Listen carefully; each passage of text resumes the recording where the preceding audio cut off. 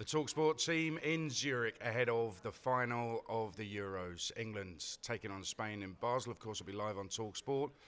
And we've got our two ex-pros with us to look back on what's been, I think, a brilliant tournament. We have former WSL striker Courtney Sweetman-Kirk, right? Morning, yeah, I'm good. And we have former England striker Tash Dowie as well. Are you okay? Good morning. We've just had breakfast together, so of course we said hello already. Anyway, we'll crack on with it because we've got a lot of awards to dish out here. We're going to start with the best player of the tournament. I would ask you who wants to go first, but I'm going to go with Courtney first of all. Go on. You've seen a lot of players at this tournament. Who's the best one so far? Yeah, and it's a tough one because maybe you look at like a Cascarino, who in the group stages was absolutely incredible.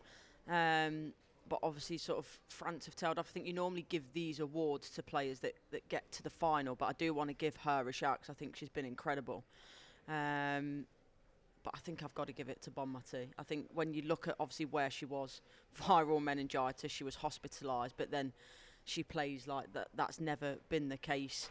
I thought she was quite quiet actually in the semi-final, but still comes up with that goal. So she's definitely a player for the big occasion. Well, she's mine as well, and it is mad, isn't it? She had meningitis, and she's just scored the goal to get Spain to the final. And then watching her up close and personal, it's actually a joy because she's very small, but very, very strong as well. And her brain takes her, I wouldn't say half a yard, I'd probably say a yard ahead of every other player. So I have to agree with you there. Bonmatí for me. I just hope she plays bad in the final. Who are you going for, Tash? I'm actually going to go for Patry because I think that exactly what you guys have said, Bonmatí, Putellas, I think everyone just gets drawn to them. And actually I think Patry's that type of player that is a bit of an unsung hero. And I don't think that midfield would click and connect without her. So she is my player of the tournament. Anybody feel bad? Because England are in the final and we haven't picked. Is there anybody? Anyone came close from the Lionesses? No, not for me. I think Russo's had a decent tournament, work rate, assists, but no, not at that level. Yeah, I think that obviously the way that it's gone, it's been quite an inconsistent tournament for England, and that doesn't take away from where they are in a final. But yeah, sort of the lack of consistency throughout the tournament. I think probably the most consistent player or players are the ones coming off the bench actually, in likes of Chloe Kelly and Michelle Agiman. So yeah, it's been a difficult one for the Lionesses, but the most important thing is we are in the final. Indeed, it's a team game, isn't it? I would have thrown Hannah Hampton in there, but we'll get on to best goalkeeper very shortly. Not even sure she wins that, but let's go with best young player of the tournament. Tash Dowie, who are you going for? Agiman. And I mean, it's limited minutes. I mean, how long she probably played? Maybe 5 or 10 minutes. But I just think the impact that she has had, I don't think, if we're being honest, anyone expected this. She's been thrown out as that wild card. I think people thought she'd maybe get a minute, 2 here or there, but she pretty much has saved England on 2 occasions. 19 years old, and what a future she has. Who are you going for? Times it by 2. Yeah. I've loved watching her. And I think the way that she plays the game with such a ferocious tenacity, but then off the pitch, she is so humble. She is so unassuming. So I think, yeah, she's got a bright future. Very much looking forward to seeing what she does, how she progresses, and also obviously in the WSL, fixtures have all just come out, haven't they? So wherever she may be, if she stays at Arsenal, whether she goes out on loan again, what she's going to do domestically as well. Yeah, I'm pretty sure London City Lionesses will sign them. They're signing everybody, so it is ×3. I'm going for Michelle Agiman. I will mention Benet of Switzerland, who's going to be at Man City next season. I thought she was exciting, really enjoyed watching her, but you can't ignore what Michelle Agiman's done and she inspired the face of the tournament, which was my face when she equalised, which went viral. Who knew that would happen? But not in a good way. I think I look like Beaker from the Muppets, if people might remember that. Absolute shocker. Well, at least that's what my wife said anyway. So best young player of the tournament is somebody who never started a game. But it does make sense. Best goalkeeper. Now, I mentioned Hannah Hampton before, but Hannah Hampton is not my best goalkeeper of the tournament. I think she's been superb. Distribution, again, has been fantastic. That pass against Netherlands was superb. And there's been some good claiming of balls and stuff. I've enjoyed watching her. I felt safe with Hannah Hampton in goal. But I really rated the Sweden keeper, Jennifer Falk. She was my number one. How do you save 4 penalties in a shootout and go out?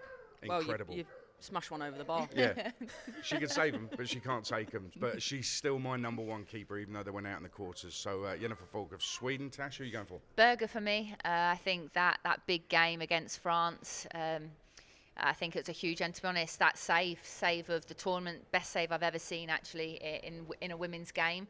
And I think for me, her story as well, I think is quite inspiring. So yeah, Berger for Germany. Yeah, it's between those two for me, but I think that save for me just tips it over the edge. Same, I was watching it and thought, no, not just in this tournament, but for sort of a save in the women's game, I think it's one of the best I've ever seen.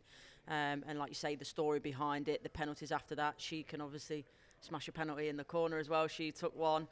So, yeah, she can do both. So, yeah, and Katrin Berger for me. So the keeper who let in the winner at the near post in the semi-final. Okay, you're all right with that? Yeah, you don't want for to change me, your minds, no, Bonmati magic.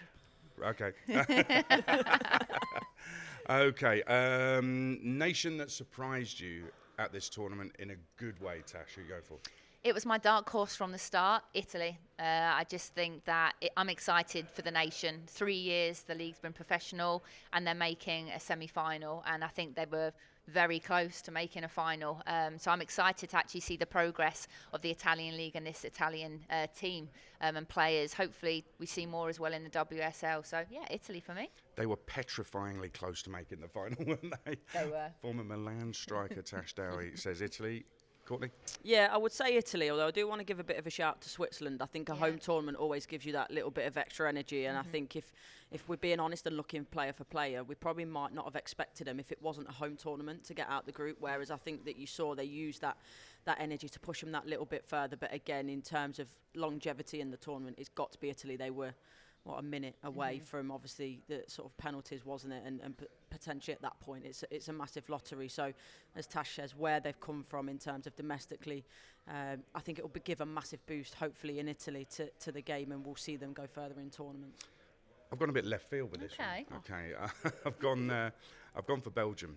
Okay, and it's only because I actually saw them twice, 2 of their 3 group stage games. They went out in the group stage, but I thought they played really well.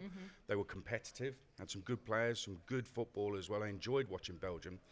But the fact that we're talking about, Courtney, a team that went out in the group stage, but actually enjoyed watching them and they were competitive, I think that is a little sign the women's international football is progressing massively. Yeah, I think that's the thing about this tournament in terms of like the expectation of a lot of the times previous tournaments. You can predict what happens, you can predict the results, and it's very easy, whereas obviously especially in our group, I know it was called the group of death, but very topsy-turvy.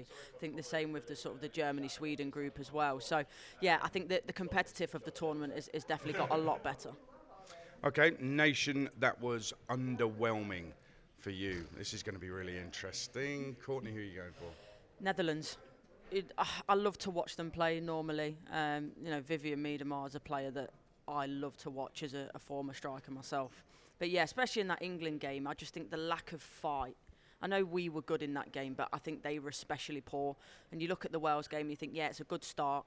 I think it was 3-0, wasn't it? But after that, I think they were just so poor.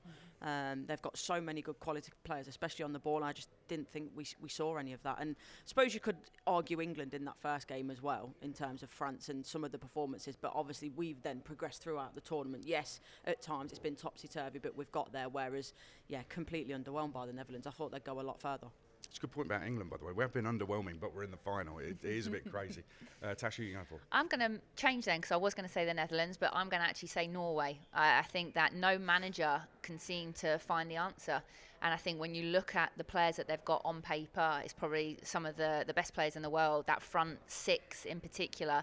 But again, just can't seem to gel as a team, and it's just a group of individuals, which, I don't know what the answer is there, but it's frustrating because on paper they should be doing much better every tournament. Well, I'm going for Wales, and all right, nobody was expecting much from Wales. Nobody was expecting them to get out of the group. I think we all expected them to finish bottom of the group, and they did. But they've rocked up here, and they've actually said that they've already won just by being here. Now, you turn up at a tournament, you've got to at least be competitive. You've got to give it a go. And they got battered in every single game, and I thought they were really poor.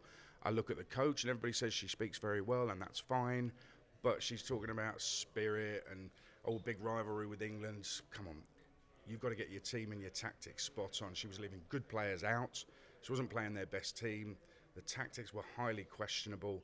I think a lot of players will have a lot of regrets from the Wales side. I don't know how you two think about that. But yeah. I agree with what you said in terms of, especially the England game. You look at that and you think in terms of leaving players on the bench that have got WSL experience, good quality.